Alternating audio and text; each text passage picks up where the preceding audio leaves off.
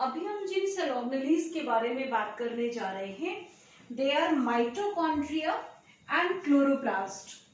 Chloroplast को अलग से हम प्लास्टिड्स की कैटेगरी में भी पढ़ेंगे।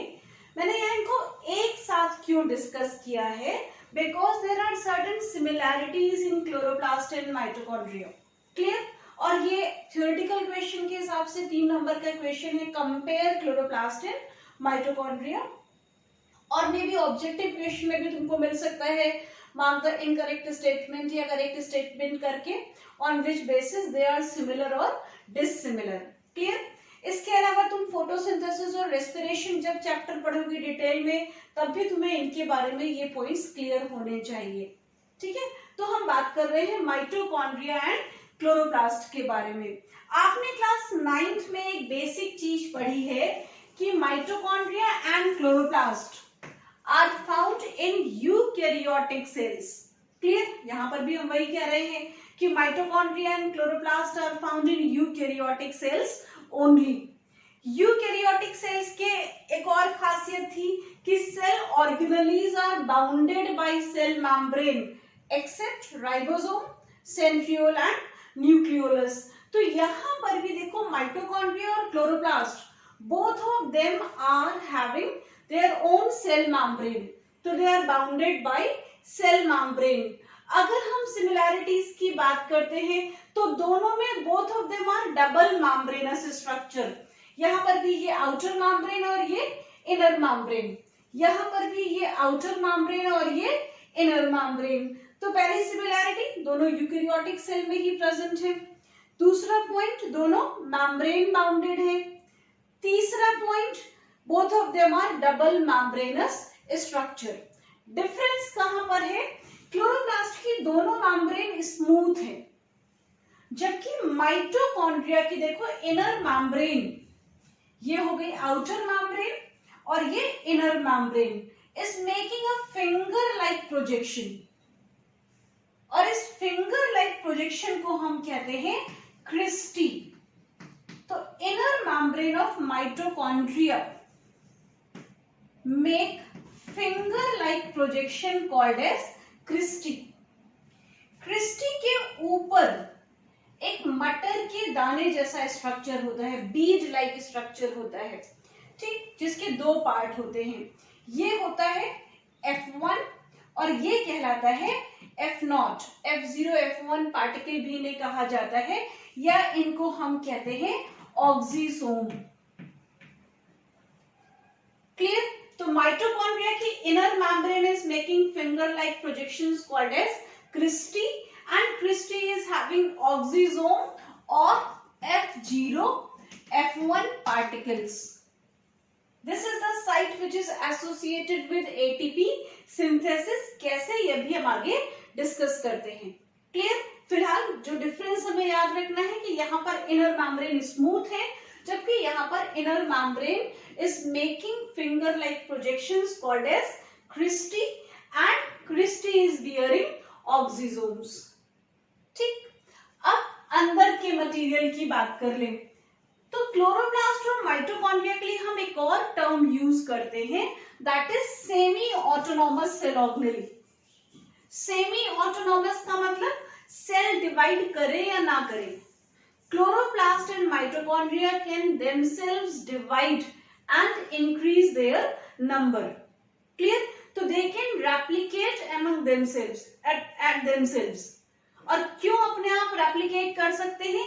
Because they are having their own protein synthesising machinery. अब प्रोटीन सिंथेसाइजिंग मशीनरी में 2 चीजें हम लोगों ने पढ़ी है मेनली, एक तो डीएनए और दूसरा ribosome. DNA will make RNA and RNA will go to ribosome and will synthesise protein. ये हम पहले भी डिस्कस कर चुके हैं। तो यहाँ पर भी they have their own DNA and they have their own ribosome, so they are called as semi autonomous as they can multiply at their own.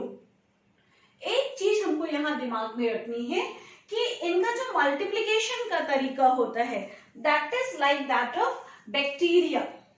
इनको हम एंडोसिम्बायोट ऑफ बैक्टीरिया भी कहते हैं।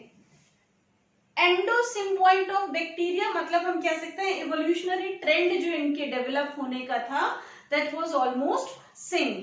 ठीक है, और ये किस बेसिस पर हम कह रहे हैं? Because there are certain similarities.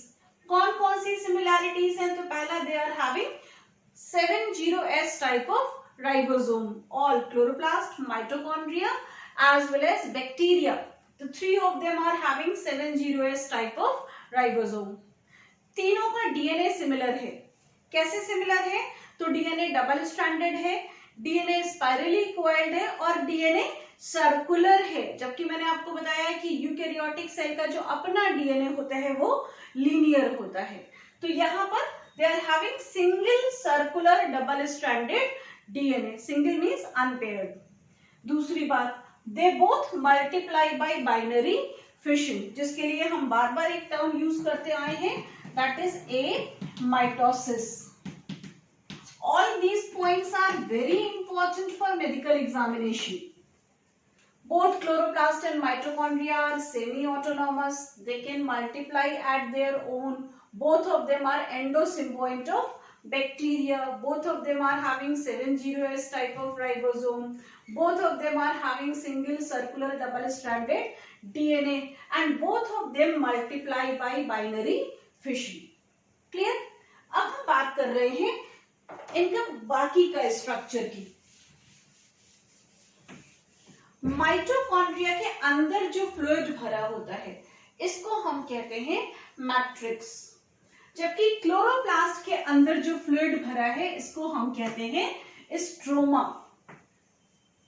तो substances inside mitochondria, fluid inside mitochondria is called as matrix और inside chloroplast is called as stroma. Chloroplast के अंदर ये देखो कॉइन जैसे स्ट्रक्चर दिखाई दे रहे हैं, सिंगल कॉइन जैसा स्ट्रक्चर, इसको हम कहेंगे लैमेला। प्लूरल नंबर हो जाएगा lamellae. Large number of lamellae are held one above the other making a group like structure, इसको हम कहते हैं ग्रेनम और प्लूरल नंबर होता है ग्रेना। इस टाइप के कई सारे ग्रेना है जो एक दूसरे से जुड़े हुए हैं और जिस स्ट्रक्चर से जुड़े हैं उसको हम कह रहे हैं लैमेली और फ्रेट। ठीक, तो क्लोरोप्लास्ट के अंदर you may gate several groups of lamellae join together by lamellae और फ्रेट। अब क्लोरोप्लास्ट तुमने पढ़ा है is the site of photosynthesis. क्यों साइट ऑफ फोटोसिंथेसिस है? Because it has chlorophyll. Chlorophyll अब इसमें कहाँ प्रेजेंट है? यहाँ तो हमें कहीं भी क्लोरोफिल नहीं दिखाई दे रहा है, तो क्लोरोफिल कहाँ प्रेजेंट होता है? Chlorophyll is present on inner side of wall of lamellae. ये हो गया chlorophyll, green pigment which is responsible for photosynthesis, that is present on inner side of wall of lamellae. Clear? Mitochondria की खासियत क्या थी? Finger like projections बन रहे थे जिनको हमने कहा था क्रिस्टी, और इनके ऊपर बीड जैसा स्ट्रक्चर था जिनको हमने कहा था ऑक्सीजोम। क्लोरोप्लास्ट की खासियत क्या है? कॉइन जैसे स्ट्रक्चर है जिसको हम कह रहे हैं lamellae. Group of lamellae will be called as granum and grana are attached by lamellae और fret and chlorophyll is present inside the lamellae या इनर वॉल ऑफ लैमेली पर क्लोरोफिल प्रेजेंट है।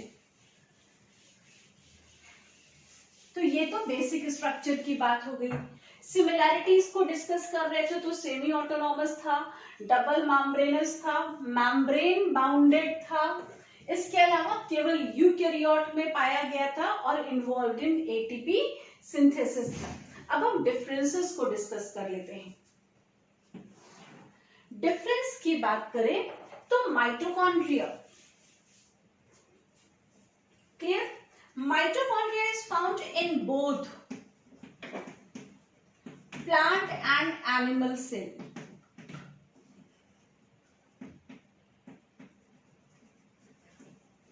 जबकि chloroplast is found in green plants only,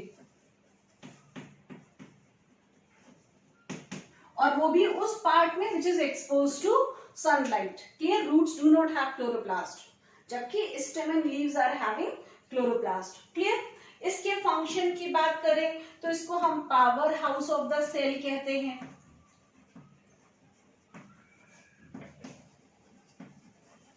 Because it help in ATP synthesis। ये oxidation of food to release energy जो आपने पढ़ा है, या आप कह सकते हैं it is the site of aerobic respiration. Clear? जबकि इसको हम कहते हैं किचन ऑफ सेल। और किचन ऑफ सेल क्यों कह रहे हैं? Because it perform photosynthesis.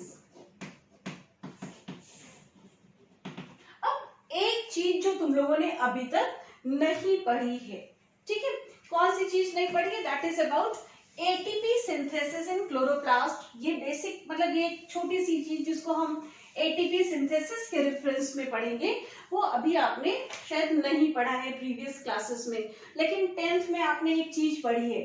आपने पढ़ा है कि फोटोसिंथेसिस में पहले हम क्या करते हैं, सोलर एनर्जी को केमिकल एनर्जी में कन्वर्ट करते हैं,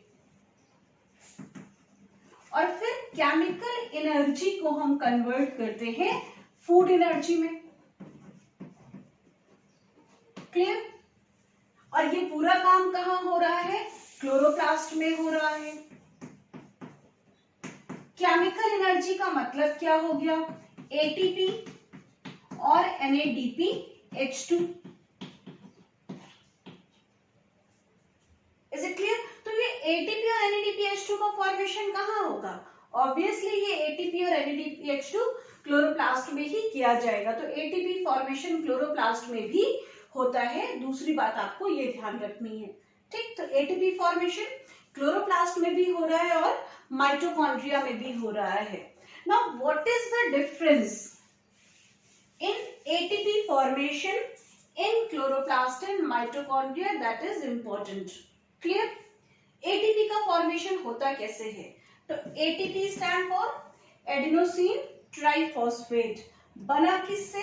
तो adenosine diphosphate combines with inorganic phosphate to make ATP. इतना सबको पता है, ठीक? दो चीजों को जोड़ने के लिए हमको एनर्जी चाहिए।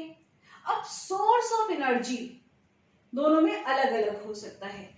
एक सोर्स ऑफ एनर्जी है सनलाइट।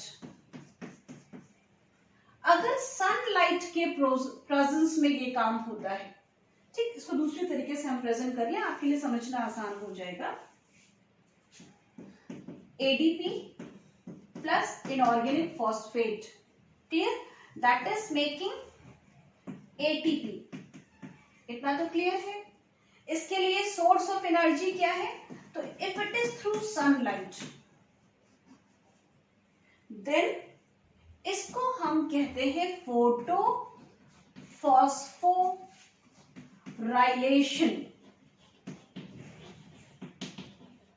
क्लियर? ये कहां होगा? इन क्लोरोप्लास्ट। तो क्लोरोप्लास्ट में एटीपी के सिंथेसिस को हमने क्या कह दिया? फोटोफॉस्फोराइलेशन। Is it clear? जबकि माइटोकॉन्ड्रिया में क्या हो रहा है? ऑक्सीडेशन रिएक्शन होता है। Complex is broken down into simple one. So by oxidation, if you are getting energy for ATP synthesis, that will be called as oxidative phosphorylation.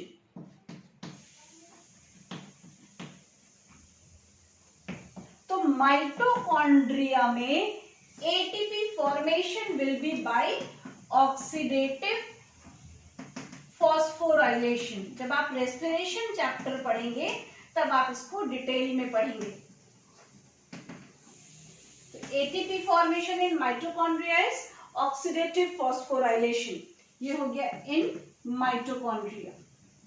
जबकि ATP formation in chloroplast is called as photophosphorylation. Clear? फिर से हम लोग discuss कर लें। हमने chloroplast और mitochondria एक साथ क्यों कवर किया? क्योंकि इसमें कई सारी सिमिलैरिटीज हैं।